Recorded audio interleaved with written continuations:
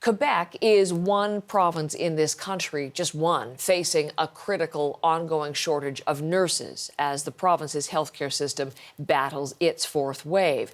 As we were telling you yesterday, the Legault government promised to come up with a plan to address the situation, and it has.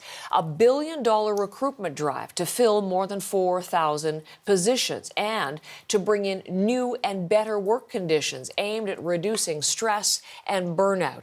This is likely to have widespread implications for nursing across the country. Cathy Senet has the details.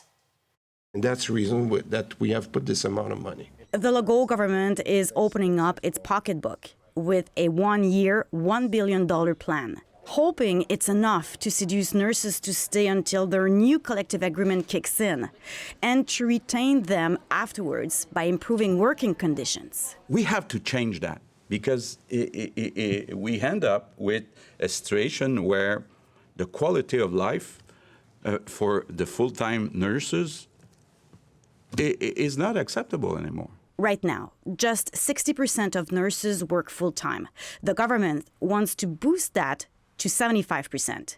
So it's offering those who do a $15,000 bonus. From any nurse who comes back from retirement or a private agency, it's a $12,000 bonus. Because we have been successful in the vaccination, people said, we're willing to come back to help you if the conditions are good. 4,300 nurses, that's the government's target.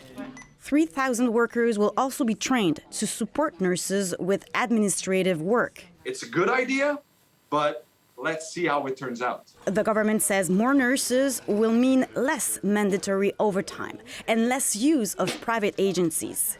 Those working in the public system will also be able to choose first their schedule before those working for agencies. I think that it should give confidence to nurses that are listening right now. But the largest nurses' union is still looking for firm commitments. There is still no end to mandatory overtime, she says. The opposition agrees. There is no end to the use of private employment agencies either. Please come back and we will change. But if you don't come back, I will not change. And in order to have you coming back, I will give you some money, some extra money. The pressure on the Legault government is high. On top of existing staffing problems, about 7,700 healthcare workers are still not fully vaccinated and facing suspension in just 3 weeks' time. Cathy Senet, CBC News, Quebec City.